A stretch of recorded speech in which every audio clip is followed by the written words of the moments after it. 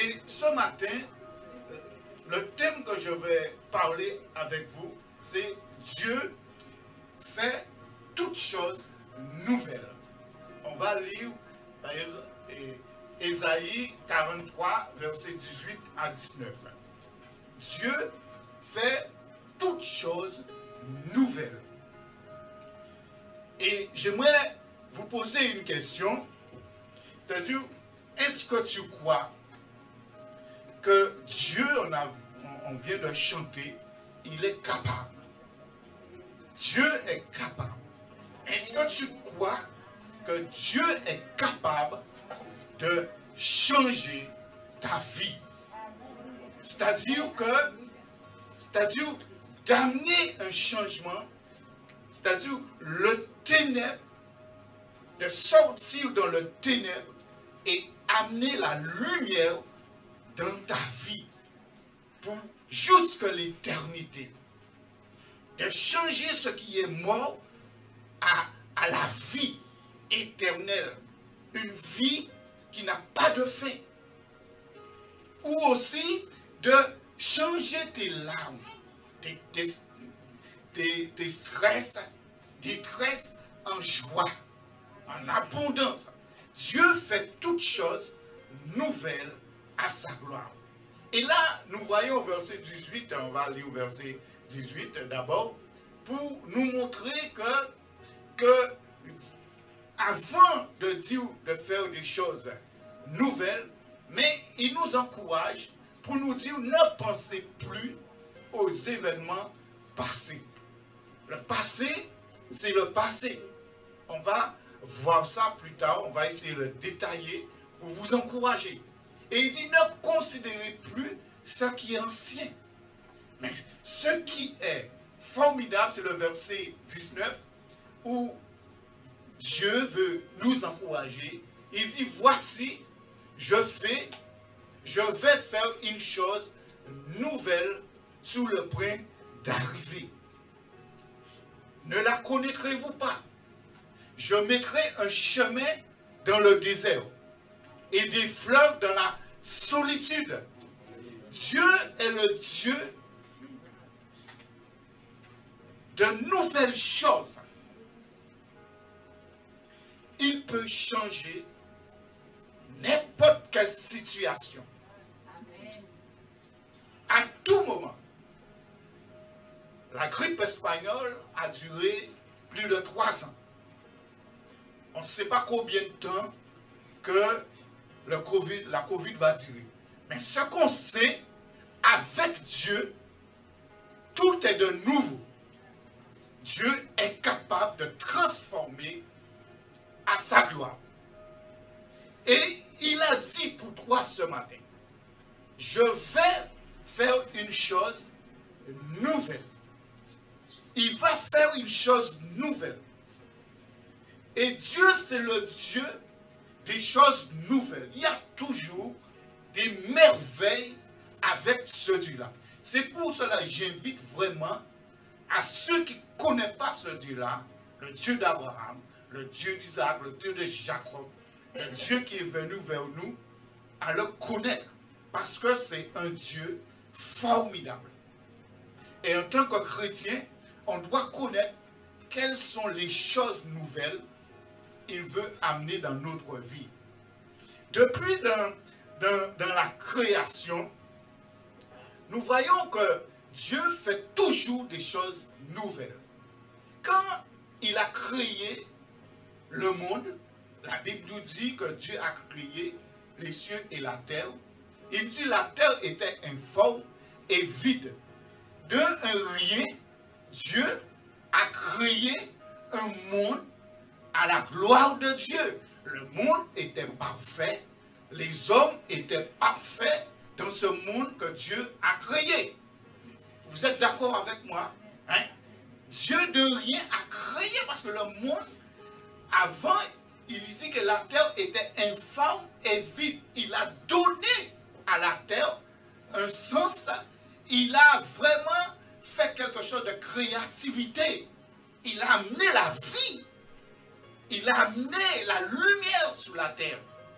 Et quand nous voyons que péché, ça a le plan que Dieu avait pour l'homme, ça a vraiment bouleversé ce monde-là.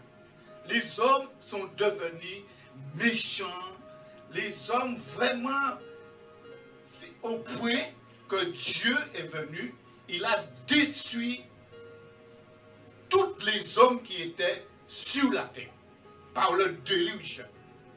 Et à partir de 6 personnes, la famille de Noé que Dieu a préservée, Dieu a fait une chose nouvelle. À travers de 6 personnes, si vous voulez, nous sommes descendants de Noé. Parce que tous les êtres humains étaient anéantis, disparaître sur la terre. Que Noé, sa femme et ses enfants qui ont reconstruit la terre, Dieu a donné à l'homme une nouvelle élan dans sa grâce, dans sa bonté. Et la Bible nous exhorte pour nous dire que les mêmes choses qui arrivaient au temps de Noé arrivera aussi à notre temps. C'est-à-dire, le monde ne va pas être détruit par l'eau, mais ce monde-là va être détruit par le feu. Alors c'est pour cela que Dieu appelle tout homme à se repentir, à changer de cap, à changer de conduite et de venir à lui pour ne pas périr comme les gens qui rigolaient de Noé, qui méprisaient Noé, mais Noé a resté fidèle à ce que Dieu lui avait dit. Et c'est là qu'on doit nous focaliser ce que Dieu a fait des choses nouvelles, une terre et des cieux, et on doit rentrer là-dedans. Et vraiment, à travers de cela, nous voyons comment la grâce de Dieu. Mais l'homme encore est devenu plus méchant. Parce que il faut voir que Dieu a créé le monde, mais il a aussi, dans l'histoire de l'humanité, a fait des choses extraordinaires, des choses nouvelles. Les hommes descendants de Noé, ces hommes-là étaient encore pires encore qu'avant Noé. Ces hommes-là disaient que voilà, on n'a pas besoin de Dieu, on veut être indépendant, on va faire une tour pour toucher le ciel. L'homme a été créé avec une intelligence. Et Dieu a vu l'intelligence de l'homme qui pourrait aller haut même. Mais Dieu ne nous a pas dit à combien la tour est montée. Mais Dieu est venu. Qu'est-ce que Dieu a fait? Dieu a confondu les langues. C'est-à-dire, avant, tout le monde parlait la même langue. Et à partir du tout Babel, Dieu a fait quelque chose de nouvel. Il y a plusieurs langues sous la terre. C'est l'homme qui a fait ça. Qui a fait ça? C'est Dieu qui a fait ça. Si on parle français, si on parle anglais, si on parle espagnol, si on parle portugais, si on parle créole, c'est une langue. Si on parle ceci, cela, l'hébreu, latin, c'est la grâce de Dieu. Dieu a voulu cela sous la terre comme encore une nouvelle dimension. Et Dieu a fait des choses extraordinaires encore. L'histoire d'Abraham. L'histoire d'Abraham, après la tour Babel, il a choisi Abraham. Et d'Abraham, il a fait Abraham un peuple. Il a fait Abraham une nation. Et vraiment, il y avait des choses extraordinaires de ce peuple. Et Dieu a fait que vraiment des choses extraordinaires avec ce peuple. Parce qu'il a enlevé ce peuple dans la main de Pharaon. Il a enlevé ce peuple dans la main de Pharaon qui était esclave, sous l'oppression. Et il a libéré ce peuple. Aujourd'hui, ce que je voulais venir avec vous, il y a quelque chose de grandiose qui s'est passé. De quelque chose de merveilleux. Et c'est une nouvelle chose. Dieu a fait des choses dans l'ancien. Mais Dieu a fait quelque chose de grandiose. Et c'est là que je voulais venir avec vous. C'est Dieu est devenu homme. Alléluia. Dieu est devenu homme. On va lire par exemple Jean 14 à partir du verset 7 à 9. C'est-à-dire le Dieu invisible est devenu visible, palpable. Les hommes ont touché, les hommes ont vu les hommes. Jusqu'à présent, le Dieu invisible est devenu visible par qui? Par Jésus-Christ de Nazareth. Dieu a fait quelque chose de merveilleux, de grandiose. Dieu est devenu homme en Jésus-Christ. Et c'est pour cela qu'on n'a pas arrivé à comprendre Jésus. Regardez, Jean nous dit, si vous me connaissez, vous connaîtriez aussi mon Père. Et dès maintenant, vous le connaissez et vous l'avez vu. Ça a bouleversé les Juifs. Mais aujourd'hui, Dieu s'est fait connaître en Jésus-Christ. Et il dit que dès maintenant, vous le connaissez, vous l'avez vu. Jésus est venu représenter Dieu sur la terre. Au verset 8, Philippe lui dit, Seigneur, montre-nous le Père. Et cela nous suffit. Verset 9, et Jésus lui dit, il y a si longtemps que je suis avec vous, et tu ne m'as pas connu. Philippe, mais qu'est-ce que Philippe a dit? Montre-nous le Père. Et il dit, tu n'as pas connu. Il dit, celui qui m'a vu, a vu quoi? Il a vu le Père. Et comment tu dis, montre-nous le Père? Vous voyez la grâce de Dieu? C'est quelque chose vraiment de grandiose qui s'est passé. Et là où je veux venir avec vous comme bénédiction, des choses nouvelles que Dieu va faire, c'est-à-dire aujourd'hui, Dieu va faire des nouvelles choses. Pas dans le monde, mais dans ta propre vie. Alléluia. S'il a envoyé Jésus-Christ, Jésus-Christ est mort, il est enseveli, il est ressuscité. C'est pour vraiment amener quelque chose nouvelle dans ta vie.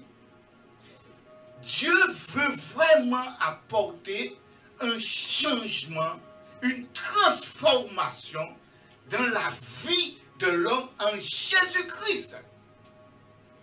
Tes ténèbres doivent changer en lumière parce que Jésus est la lumière. La mort doit changer en vie parce que Jésus est la vie.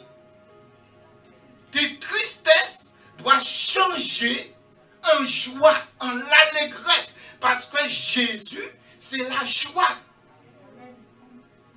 Tes soucis, tes problèmes doivent transformer dans la paix. Jésus, c'est la paix. Jésus est venu amener des nouvelles choses, pas dans le monde, mais dans ta propre vie. Et chacun de nous, on doit vraiment expérimenter ces choses-là. C'est pour cela, il a dit, on ne va pas le chercher dans notre chapitre, il a tracé un chemin dans le désert. Jésus est venu tracer un chemin pour toi, pour amener une nouvelle compréhension, une nouvelle chose dans ta vie. C'est-à-dire que dans tes déserts, dans ta solitude, Jésus est venu. Alléluia. Il n'y a pas de chose plus merveilleuse que ça. La Bible, par exemple, nous dit que nous avons des soucis, nous avons des problèmes. Chacun de nous, nous avons. Mais Jésus, il veut venir apporter, c'est-à-dire que les soucis, les problèmes, tout ce qui nous paralyse, tout ce qui nous bloque, tout ce qui nous freine, toutes les malédictions, toutes les choses, Jésus est venu apporter dans ta vie. Cette nouvelle chose. quelle que soit la situation que tu te trouves, peut-être tu dis tu vis la dépression, ou peut-être c'est la peur. La Covid amène la peur. Peut-être c'est la rébellion, c'est l'oppression, c'est la maladie. C'est la pauvreté, c'est un manque d'amour. Alléluia. Jésus est venu comme il a fait pour la création, comme il a fait pour l'histoire de l'humanité. Il est venu pour amener des choses nouvelles dans ta propre vie. Il est venu amener un changement. Il est venu vraiment amener une transformation à sa gloire. Jean 2 Corinthiens chapitre 5 et verset 17. La Bible nous dit, Dieu veut faire de toi un homme nouveau, une nouvelle création. Dieu, voilà ce que Dieu veut. Dieu veut amener un changement dans ta vie. Il veut vraiment que tu sois son enfant. Il veut effacer tout ce qui est passé, tout ce qui était condamnable. Il veut le briser dans ta vie. Il veut amener ça dans ta vie. Il dit, si quelqu'un est en Christ, il ne parle pas si quelqu'un est dans une religion.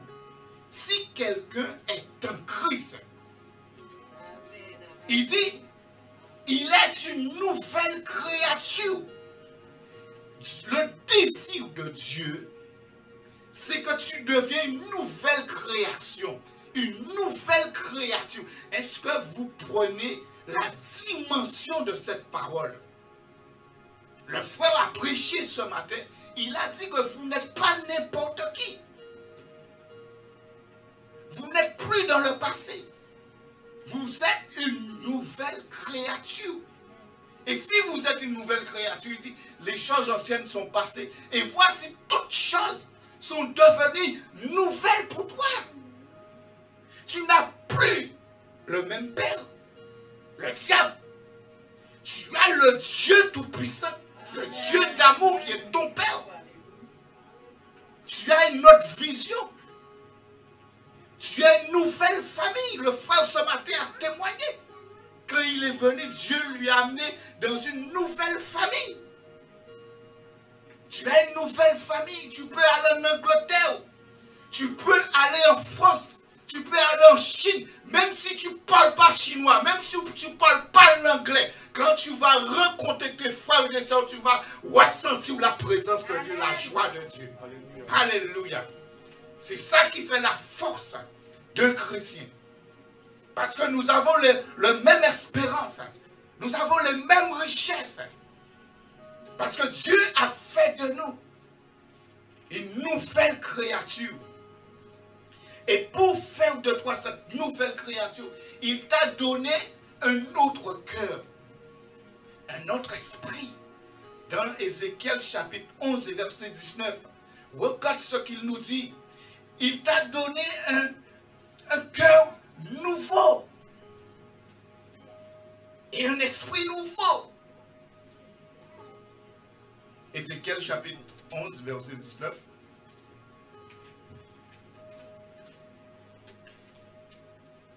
Je leur donnerai un même cœur et je mettrai en vous un esprit nouveau. Ça, ce n'est pas quelque chose de merveilleux. Ce n'est pas quelque chose de nouvel qui est en toi. Dieu a fait une alliance avec toi. L'alliance avant, c'était sous des tables de la loi écrite. Mais aujourd'hui, l'alliance de Dieu est dans ton cœur. Il est écrit. La loi est écrite dans ton cœur. Tu as le Saint-Esprit en toi. Je mettrai en vous un esprit nouveau. J'ôterai de leur corps le cœur de pierre et je donnerai un cœur de chair. Alléluia. tu es quelqu'un de nouveau. Dieu a fait de toi une nouvelle création, une nouvelle créature. Tu n'es plus la même personne. Et si tu n'es plus la même personne, il y a quelque chose qui va se passer. Je vais vous expliquer. Par exemple, que Dieu nous dit, par exemple, dans Apocalypse chapitre 21 et verset 1 à 8, un jour viendra, il a préparé quelque chose pour vous. Il a préparé un nouveau ciel et une nouvelle terre. Parce que vous n'allez pas passer votre éternité sous cette terre. Vous êtes une nouvelle création. Vous êtes une nouvelle créature. Si vous êtes une nouvelle création, vous allez dans un nouvel ciel et une nouvelle terre. Je ne sais pas si vous comprenez la chose. Dieu ne va pas vous laisser là. Un jour, Dieu va vous enlever. Parce que les choses anciennes sont passées, toutes choses sont devenues nouvelles pour vous. Et un jour, on va se rencontrer là où Jésus a préparé pour nous. On n'a rien à faire sur cette terre. C'est-à-dire que nous sommes des citoyens célestes. Nous ne sommes pas sur cette terre, nous marchons sur la terre. Mais notre espérance, notre avenir, notre destinée n'est pas là. Il est dans la main de Dieu. Oui, Dieu a fait de vous des choses nouvelles. Et c'est seulement ceux qui sont passés par la nouvelle naissance. On va lire par exemple, Apocalypse 21, il dit, puis je vis un nouveau ciel et une nouvelle terre. Parce que, car là, le premier ciel et la première terre avaient disparu et la mer n'était plus. Voilà.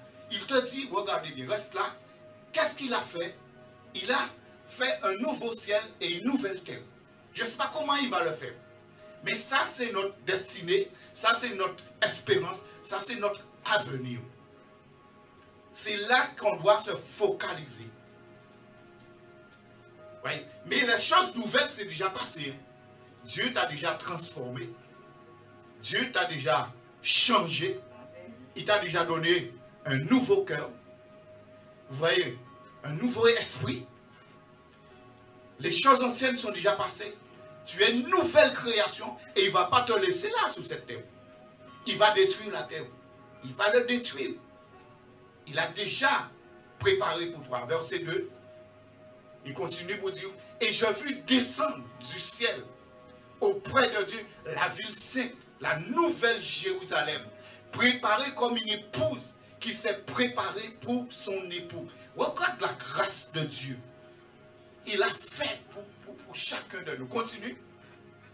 Verset 3. Et j'ai entendu du trône une voix forte qui disait, voici le tabernacle de Dieu avec les hommes, où il habitera avec eux. Ils seront son peuple et Dieu lui-même sera avec eux. Alléluia. C'est la promesse de Dieu pour toi, pour que tu te tiens ferme. Continue au verset 4. Il essuiera toute larme de leurs yeux. Oui, c'est vrai. Il y a la Covid, il y a le chômage, il y a les choses.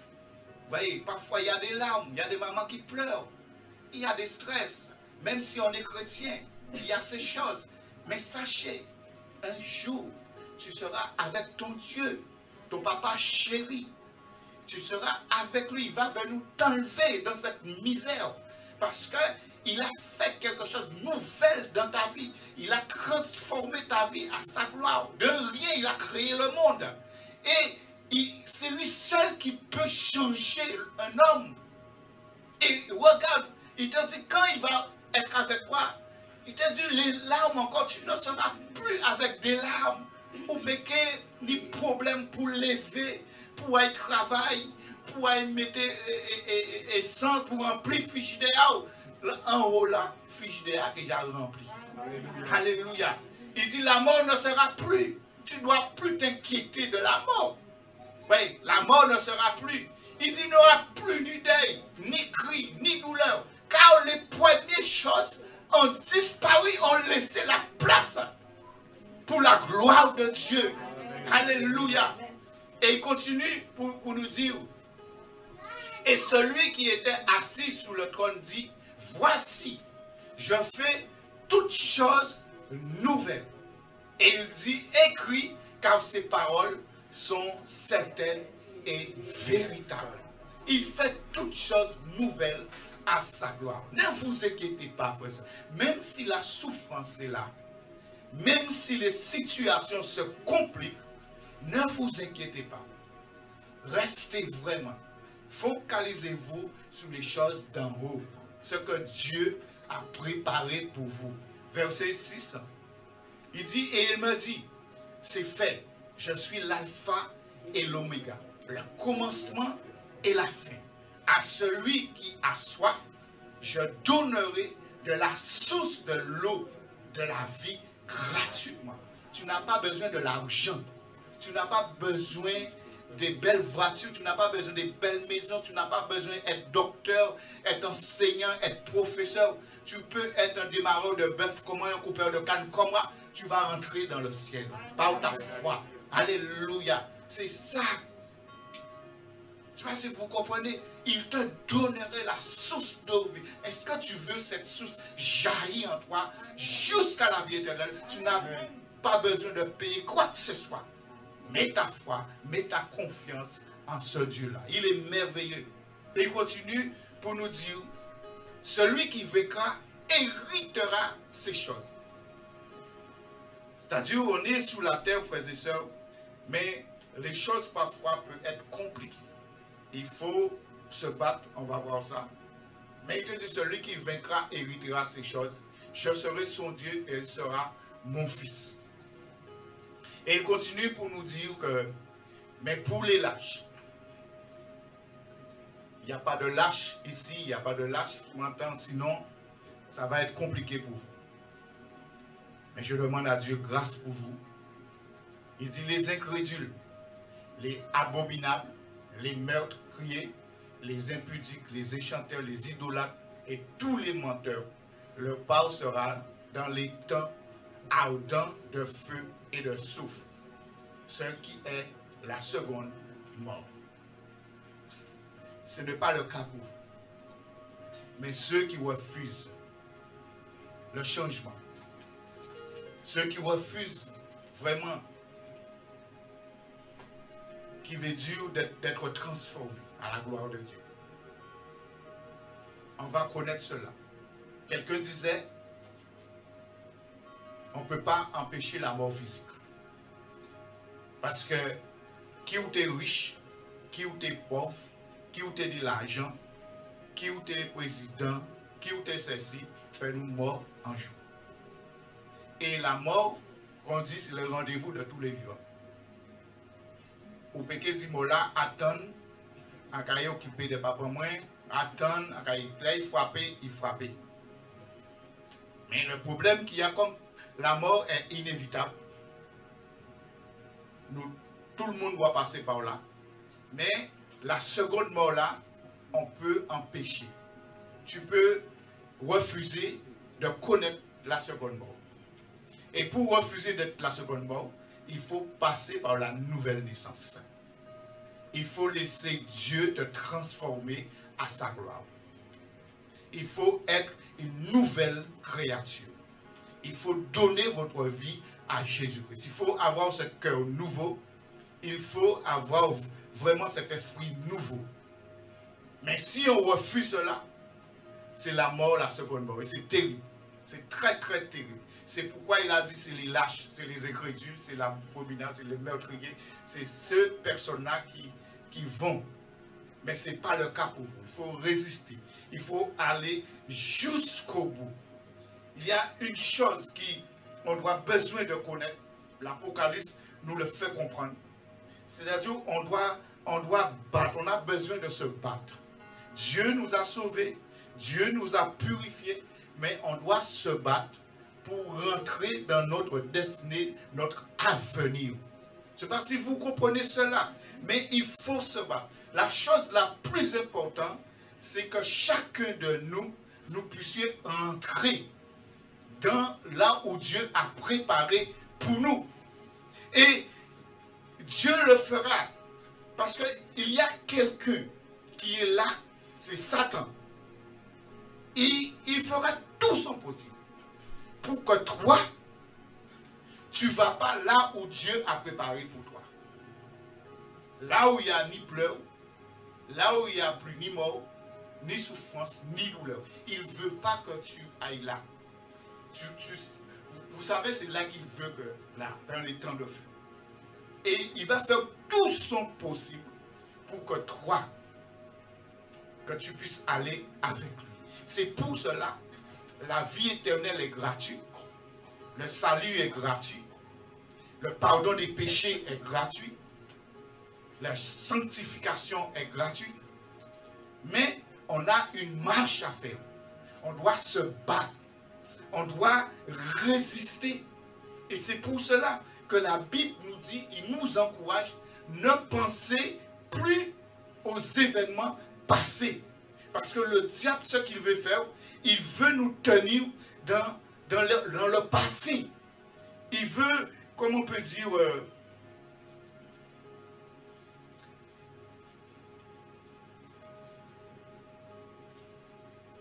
regardez, si on analyse, le passé peut nous détruire. C'est pour cela qu'il nous dit ne pensez plus aux événements passés. Ne considérez plus ce qui est ancien. Si la Bible te dit ça, c'est parce que le diable maintenant peut venir. Dieu t'a sauvé, mais il ne veut pas que tu rentres dans ta destinée. Il ne veut pas que tu rentres dans l'avenir où Dieu a préparé pour toi. Il va venir avec le passé. Il va mettre des pensées pour que tu n'avances pas dans la vie spirituelle. Parce que les pensées, c'est-à-dire que c'est l'ennemi. C'est-à-dire, quand tu penses au passé, c'est l'ennemi.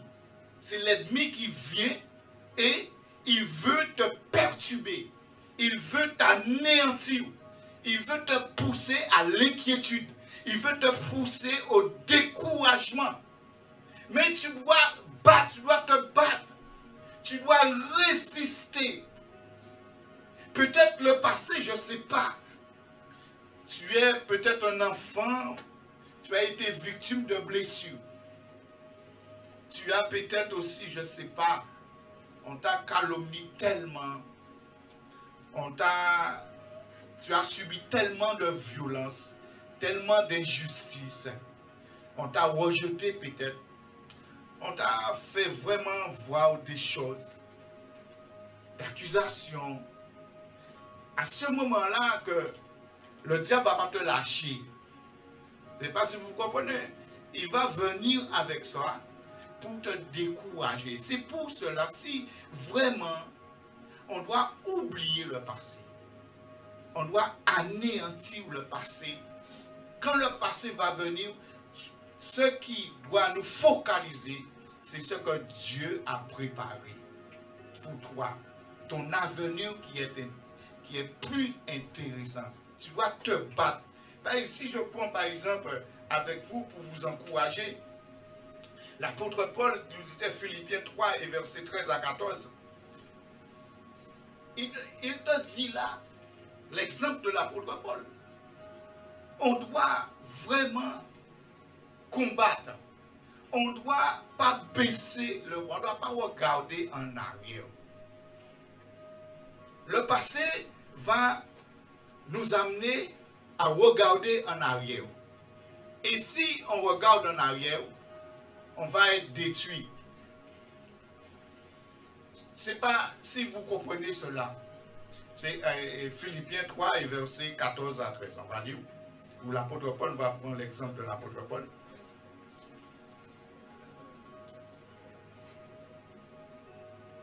Il dit, frère, regarde ce que l'encouragement que l'apôtre Paul vous donne. Il dit, frère, je ne pense pas l'avoir saisi. Mais Dieu l'a sauvé. Dieu l'a sanctifié. Dieu l'a béni. Il a été purifié. Mais il y a quelque chose dans sa vie. Il veut aller là où Dieu a préparé pour lui. il doit se focaliser sur ce que dans le royaume de Dieu. Il dit, je fais une chose, en oubliant ce qui est en arrière et me portant vers ce qui est en avant. Le passé, vous savez ce que le passé va faire? Le passé va vous amener toujours vers le bas. Il va vous détruire. Et l'apôtre Paul son exemple pour nous montrer qu'il fait quelque chose, c'est regarder toujours de l'avant, ne pas regarder en arrière. Vous savez ce qui est arrivé à la femme de Lot. Quand Dieu a sauvé Lot et sa famille, il a donné à Lot un commandement, ne pas regarder en arrière. Et Lot devrait laisser conduire là où Dieu. Mais qu'est-ce que la femme de Lot a fait? Elle a regardé en arrière. Si tu regardes en arrière, quand Dieu t'a sauvé, tu te focalises sur ce que Dieu a fait des choses nouvelles pour toi. C'est ça qui t'intéresse. Rien de toi te freiner. Même la maladie, la déception, rien. Tu fais qu'une chose, tu oublies le passé. Le passé, c'est le passé. Tu dois aller de l'avant. Tu dois avancer dans ta destinée. Dieu peut-être t'a choisi pour une femme de prière. Dieu t'a choisi pour un évangéliste. Dieu t'a choisi pour être docteur. Dieu t'a choisi pour une mission. Tu dois avancer dans le plan que Dieu a choisi pour toi dans ta vie.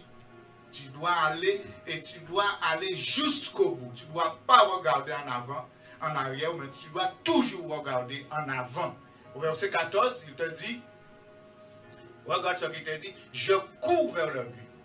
Chacun de nous, nous devions courir vers le but pour remporter le prix de la vocation céleste de Dieu en Jésus-Christ. C'est ça, on est sauvé, mais on est sous cette terre, on passe des moments difficiles. Dieu a fait des choses merveilleuses. Il a préparé une place. Il nous a dit qu'il va venir nous chercher.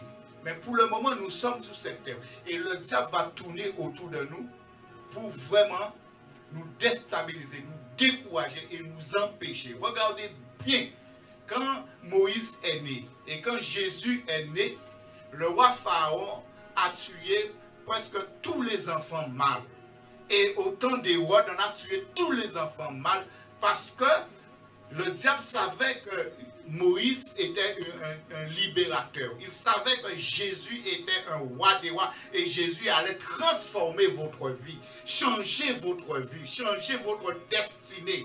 Alors il a tué tous les enfants, mais il n'a pas arrivé à tuer Jésus parce que Dieu avait mis déjà sa main sur Moïse et sur Jésus. C'est pareil pour vous, frères et sœurs. Même si vous étiez dans le monde, Dieu avait déjà décidé son plan pour vous. Personne ne savait si le frère, par exemple, Gilbert, t'es frère moi. Mais dans le spirituel, avant même moi t'es fait, Gilbert t'es fait, bon Dieu déjà ça, nous décidons même l'église là, et nous t'es frères et sœurs, et nous allons partager l'éternité. Mais nous vivons dans le monde. Dieu m'a tué nous dans le monde, nous faisons vacabond dans le monde. C'est ça, on a Moïse levé. Moïse levé en Égypte. Tous les dieux de l'Égypte. Mais Dieu l'a sorti de là. Le moment qu'il faut. Le moment où Dieu avait déjà son plan. Eh bien, Dieu nous a choisi. Dieu m'a choisi à 26 ans. Il a choisi le pasteur à 23 ans. Je ne sais pas. Vous comprenez? Chacun de nous. Mais Dieu, ce n'est pas à 26 ans qu'il m'a choisi. Il m'avait déjà choisi depuis le ventre de ma maman. Avant même. Vous comprenez? Mais c'est à moi maintenant de rester fidèle, de rester attaché. Parce que je sais que je n'ai plus rien à faire dans ce monde. Ce monde va être détruit comme au temps du déluge. Ce qui m'opportune, c'est de rentrer dans le royaume avec Jésus. Et pour rentrer, il faut être fort, il faut avoir l'audace d'affronter, par exemple, 1 Samuel, ce sera ma conclusion, 1 Samuel 17, verset 46.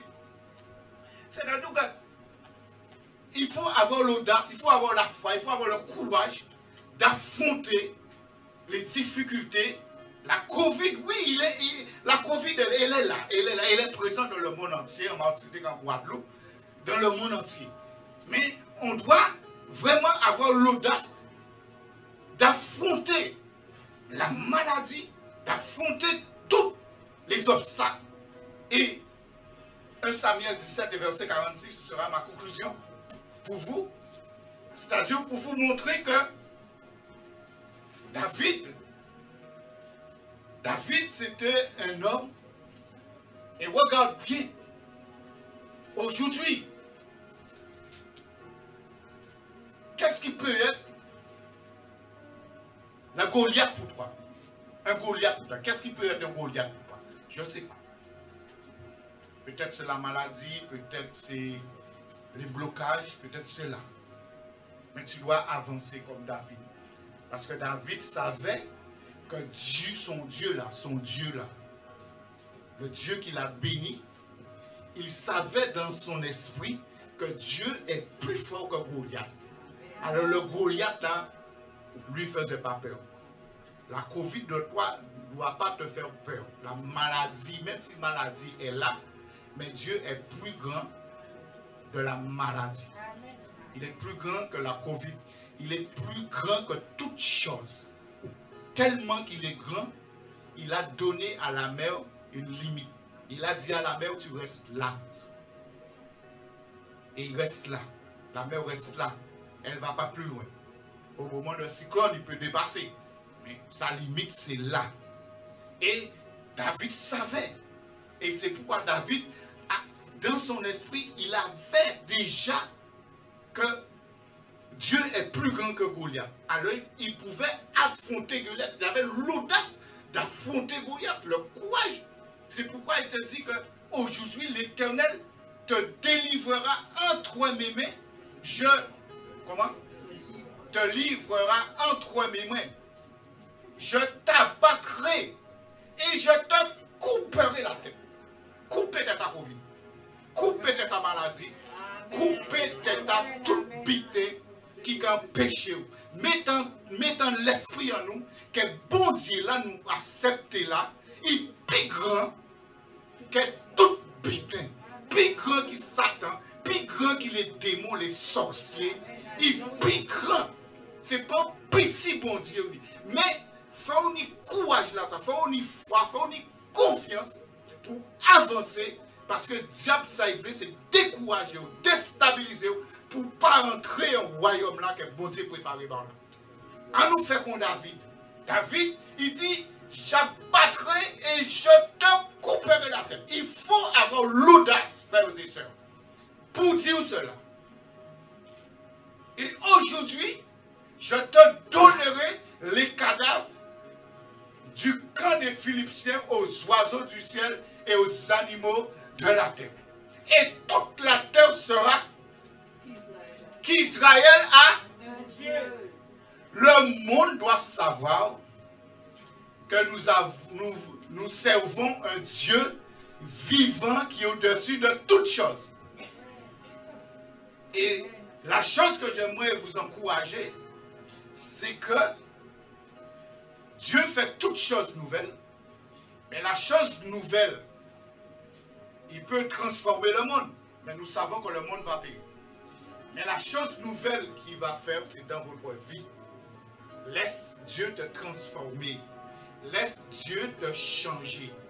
Laisse Dieu vraiment te façonner à sa gloire. Alléluia. C'est toi. C'est-à-dire que tu es libre maintenant. Ceux qui ont accepté Jésus, ceux qui ont donné leur vie à Jésus, je vous vraiment encourage de tenir bon. Tenir bon. Tenir ferme. Parce que les choses vont devenir difficiles. Très, très difficiles. Parce que la Bible nous dit que c'est avec beaucoup de persécutions que nous rentrerons dans le royaume de Dieu. C'est avec beaucoup de souffrances que nous rentrerons dans le royaume. Tenez bon, frères et sœurs. Tenez bon. Et chacun de nous, nous sommes dans une famille. J'ai besoin de vous, vous avez besoin de moi. J'ai besoin de votre prière, j'ai besoin de prier pour vous. Vous comprenez cela? On ne doit pas lâcher, même s'il y a confinement, on doit rester soudés, on doit rester unis On doit rester dans cet amour. Même si la Martinique, comme on est avec la Martinique, on prie pour la Martinique, c'est nos frères et sœurs qui sont là-bas aussi. Mais aussi, Dieu t'a choisi pour aussi parler pour les autres qui ne connaissent pas le Seigneur. Parce que l'Église est là pour éclairer ceux qui sont dans le ténèbre. Alors reste, on va se mettre debout. Et s'il y a quelqu'un qui ne connaît pas le Seigneur,